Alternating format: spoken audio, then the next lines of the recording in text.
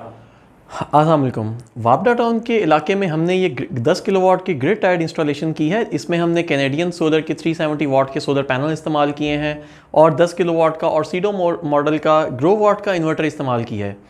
ये सिस्टम हर महीने 1200 unit generate करेगा। क्योंकि ये ग्रिड टाइड सिस्टम है तो इस सिस्टम का मकसद ये है कि सोलर से प्रोड्यूस होने वाली एनर्जी को ये इन्वर्टर के थ्रू आपके सिस्टम को, आपके घर को सप्लाई करेगा। घर की तमाम अप्लायंसेस तक इसकी एनर्जी जाती है क्योंकि ये मेन बस बार के साथ कनेक्ट हो जाता है। और वंस ये मेन बस बार के साथ कनेक्ट हो जाता है तो तमाम एसीज, तमाम पंखों और तमाम लाइट्स तक इसकी एनर्जी जाती है।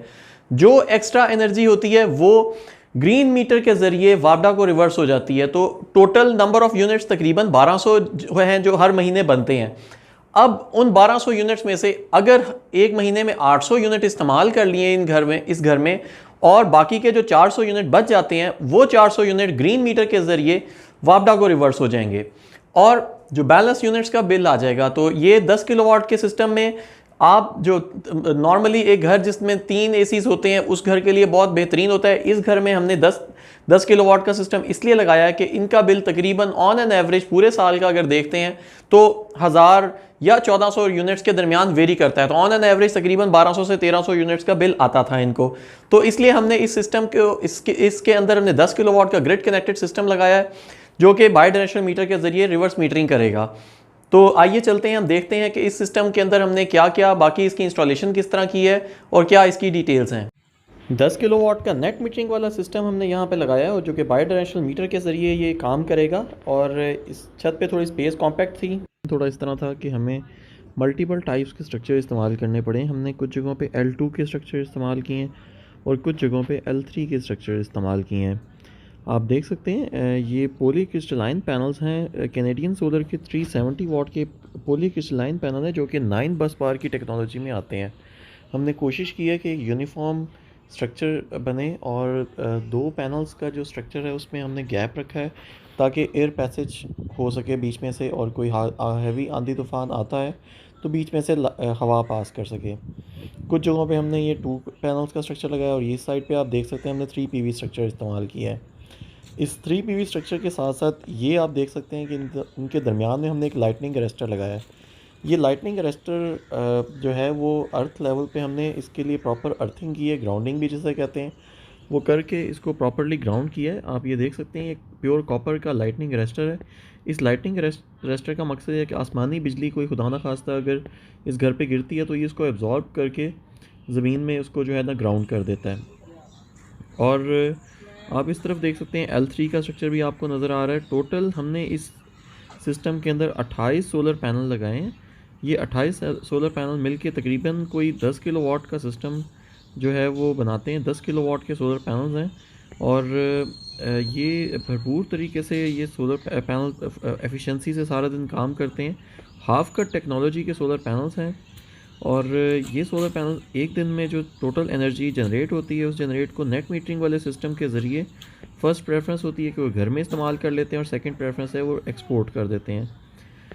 हमने ये एक थोड़ी सी छत, एक एक्स्ट्रा छत थी, उसकी एडिशनल एक्सटेंशन की थी इन पैनल्स की। तो कोई तकरीबन कोई 12 पैनल्स हमने ये ऊपर वाली साइड पे लगाए हैं और बाकी ये L2 के स्ट्रक्चर के साथ नीचे लगाए हैं। फ्रंट पे कुछ वाटर टैंक्स थे तो इसलिए हमने उसकी शेड की जो है ना वो शेडिंग इफ़ेक्ट को अवॉइड करने के लिए उन पैनल्स को नहीं लगाया वहाँ पे।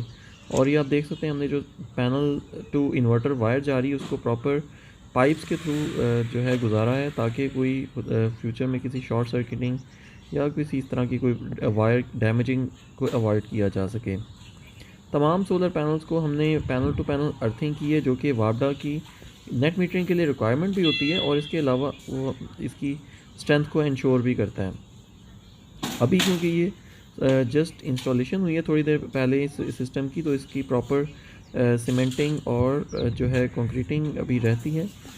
बाकी वायरिंग वगैरह कंप्लीट हो चुकी हुई है, पैनल टू पैनल वायरिंग है। हमने कोशिश की है तमाम वायर्स को आपस में जो है वो प्रॉपरली केबल टाइज के साथ अटैच करें। आप ये देख सकते हैं कैनेडियन सोलर का स्टिकर है, ओरिजिनल कैनेडियन सोलर पैनल के ये पैनल्स हैं। इसके ऊपर इसका बार कोड है, इस बार कोड को स्कैन करके आप पैनल की वेरिफिकेशंस भी कर सकते हैं। और अब हम चलेंगे इन्वर्टर की तरफ। और ये आप देख सकते हैं ये ग्रो वाट कंपनी का लोकल वारंटी प्रोवाइडर जो है यहाँ पाकिस्तान में क्राउन है। क्राउन का ऑर्सीडो मॉडल है। ये ग्रोवाट कंपनी ने 10 किलोवाट का ये इन्वर्टर बनाया है। ये इन्वर्टर 5 साल की वारंटी के साथ आता है। 5 साल की वारंटी में इस इन्वर्टर को कुछ भी होता है, कोई प्रॉब्लम आती है, इसकी रिस्पॉन्सिबिलिटी स्मार्ट सोलर लेता है। और ये बॉटम साइड पे मैं दिखाना चाहूँगा। बॉटम साइड पे आप देख सकते हैं ये ग्रोवाट कंपनी की वाईफाई डिवाइस है। इस वाईफाई डिवाइस का मकसद है कि इस इन्वर्टर से लेने वाले तमाम डाटा को ये ओवर द वाईफाई आपको जो है मोबाइल एप्लीकेशन के ज़रिए आपके मोबाइल में तमाम डाटास को जो है ना वो स्टोर भी करती है और आप रियल टाइम डाटा को देख भी सकते हैं। ये 2 MPPTs हैं। 2 MPPTs को हमने इस्तेमाल किया है। पर MPPT आप इसके ऊपर 5500 वाट के सोलर पैनल्स लगा सकते हैं और इसके साथ एक ऑन ऑफ स्विच है जो कि DC ऑन ऑफ स्विच कहलाता है। और बैक साइड पे अर्थिंग की एक पोर्ट है और आप देख सकते हैं उसके ऊपर हमने AC अर्थिंग की तार को अटैच किया हुआ है। इन्वर्टर की बैक साइड पे बड़े हैवी हीट सिंक्स हैं और ये डिवाइस के राइट साइड के ऊपर ही इसकी AC आउटपुट है जिसमें 3 फेज़ की 3 टर्मिनल्स हैं प्लस एक न्यूट्रल का टर्मिनल है और साथ में एक अर्थिंग का टर्मिनल है। अब हम थोड़ा सा DB बॉक्स की स्ट्रक्चर की तरफ आते हैं। ये है AC आउटपुट का ब्रेकर और ये आप देख सकते हैं DC SPTs और AC SPTs। SPTs के को नॉर्मली हम लोग सेपरेट DB बॉक्स में लगाते हैं ताकि खुदा ना खास्ता कोई सर्ज आए तो SPTs की वजह से बाकी ब्रेकर्स और बाकी DB को कोई नुकसान ना पहुंचे।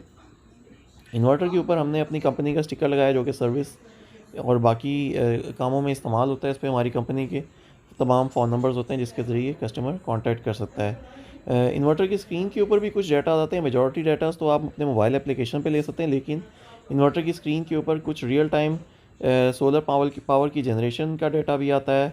Per day energy, total energy आज के दिन में अभी तक कितने किलोवाट आवर की जनरेशन हुई है ये भी बताता है और AC के वाटेज भी इस वक्त बता रहा है। आप देख सकते हैं 9.8 किलोवाट आवर की जनरेशन हुई है। इसी तरह टोटल जनरेशन की डिटेल भी बताता है क्योंकि अभी रिसेंटली ये सिस्टम लगा तो इसलिए अभी टोटल जनरेशन कोई बहुत ज़्यादा नहीं है।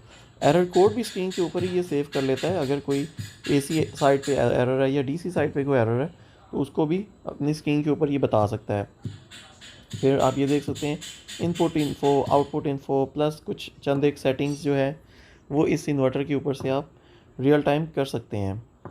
ग्रोवाट का इन्वर्टर बहुत ज़बरदस्त एफिशिएंसी के साथ आता है और सबसे बड़ी बात है कि इसकी पाकिस्तान में लोकल वारंटी अवेलेबल है। कोई भी इंपोर्टेड चीज़ लेते हुए इस चीज़ का ख्याल रखना चाहिए कि उसकी लोकल वारंटी अवेलेबल हो।